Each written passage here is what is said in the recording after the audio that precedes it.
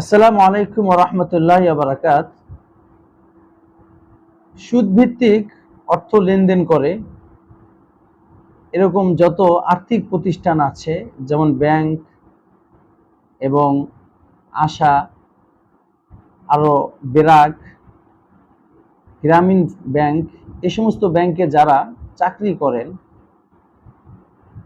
এবং চাকরিতে তারা ওই সমস্ত সুদ ভিত্তিক কাজকামের সাথে সরাসরি জড়িত তথা এগুলোর হিসাব রাখেন, এগুলোকে আদান প্রদান করেন বা যারা নিবেন তাদেরকে হেল্প করেন, এই সমস্ত লোকদের বেতনটা হালাল না হারাম?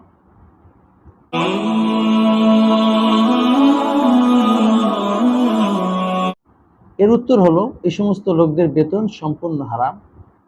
কারণ তারা মানুষকে সুদের সেবা দিয়ে, সুদের কাজে সহযোগিতা করে তারা বেতন পাচ্ছেন এবং হারাম কাজের সহযোগিতা করে বা সরাসরি হারাম কাজের দ্বারা যেই বেতনটা পাওয়া যায়, পারিশ্রমিক পাওয়া যায়, সেটা হারাম। যতই সে ওখানে নিজের দেহ মাথা শ্রম ঘামাক না কেন, কোনো জিনিস হালাল হইতে গেলে শুধু শ্রম দিলে হালাল হয়ে যায় না, বরং শ্রমটা হতে হবে আল্লাহ সুবহানাহু ওয়া তাআলার বৈধকৃত রাস্তায় এবং আল্লাহ রসুলের তরিকায়।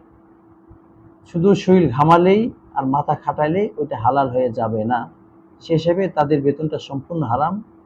এই হারামের টাকা দিয়ে সে নিজে যেমন ভোগ করতে পারবে না, এই হারাম টাকা দিয়ে নিজের ছেলের সন্তানদেরকেও সুবিধা দিতে পারবে না, বরং এটা পুরোটাকেই সদকা করে দিতে হবে এবং তাকে অবশ্যই খুব দ্রুত কোন হালাল ইনকাম সোর্সের দিকে স্থানান্তরিত হতে হবে। তার আগ পর্যন্ত একান্ত ঠেকায় এটা দিয়ে চলতে পারবে, যে ঠেকা এটা দিয়ে চলা ছাড়া অন্য কোনো গতি নেই।